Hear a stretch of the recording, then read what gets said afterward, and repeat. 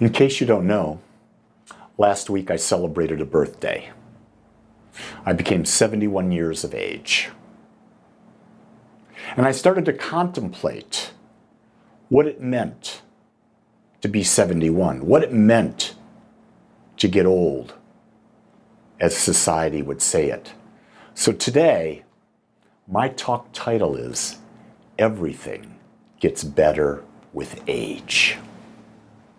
You see, what I was drawn to believe, and I think what you were drawn to believe, is that society, our society, wherever we are, has made growing old as something that should be avoided at all costs. Just look at any magazine and look at all of the commercials for makeup, for surgeries, for this medicine, for that medicine, for this piece of clothing to make you look younger. You've got to be hip. You've got to do this. You've got to do this activity. This special exercise will make you feel young again. They're making it so that if you are getting old, you're defeated. We have been conditioned that we need to maintain the physical appearance of a viral 20-year-old. I find it absolutely fascinating that when I do have a little TV on and I watch commercials for makeup, the makeup that the people are putting on are on women who are in their 20s. Why aren't you putting that makeup on women in their 60s, 70s, 50s? You see, everything we're being skewed to is the idea that you've got to be 20s. That's where it's at. But if you start to look into things, you'll realize until about 100 years ago in the United States, the aging process was respected, expected, and we accepted it as this is natural order. It was natural that the body would age. But 100 years ago, we weren't sitting around in front of a television. We weren't on social media with our phones. We were working. Chances are we were on a ranch, we were on a farm, we were doing something. We were always on the go. So aging, because you're outside, was there. But as long as you had movement, as long as you could perform service, it was good. So I'm going to take you from a spiritual perspective now and go from this standpoint. The truth is that you do not ever age.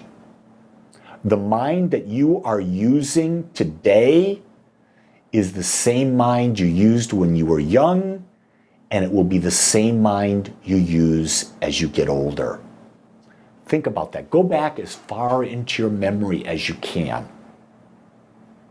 And remember, that you that was experiencing, that you that was witnessing,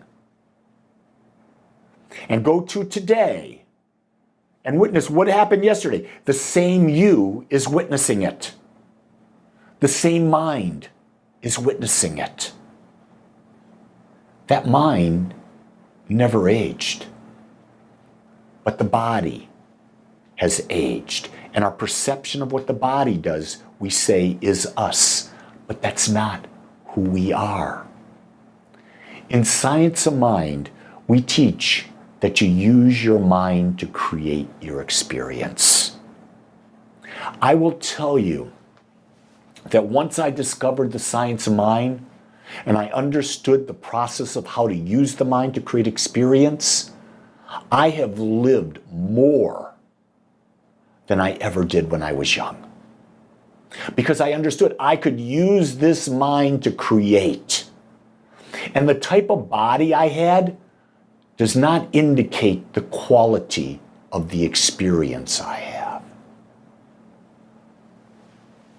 Example, I can remember being young and playing basketball sports.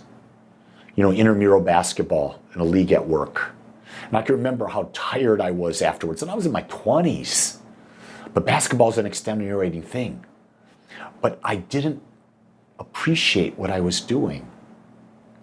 And yet, a couple years back, I did the trek around Mount Kailash, where I was hiking for 4 days between 14,500 and 18,000 feet above sea level. But I was aware. I literally created the experience. Let me talk to you about using your mind. Here's something that happens as you age. As you age, you think you know things. The more you believe you know, the less open you become.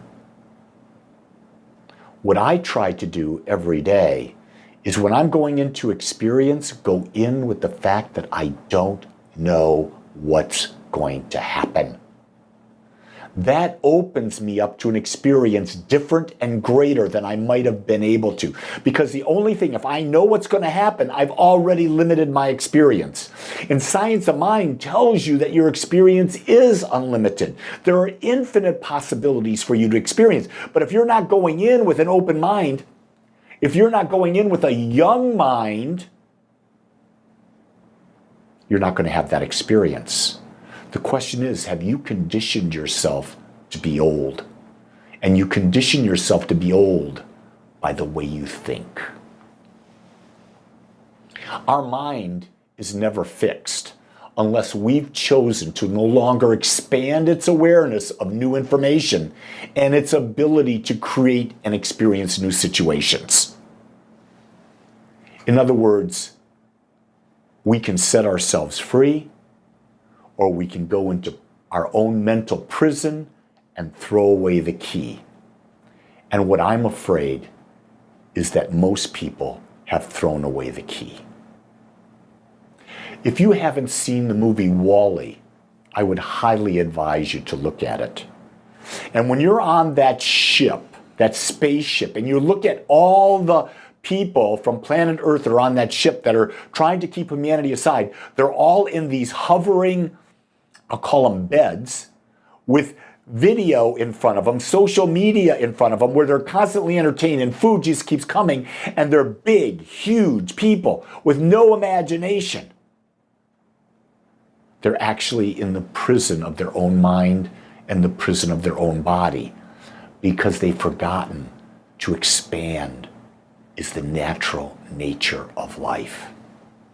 You see, I was asked the other day, why do I read so much? Why am I a voracious student? That's because I believe the more information we have, the more possibilities become available to us. At the age of 80, you have, or should have, a great deal more information than you did at 20. And therefore, if your mind is open, you can now see greater possibilities. The more information I take in, the more I see how much more there is to create, to experience, to expand into.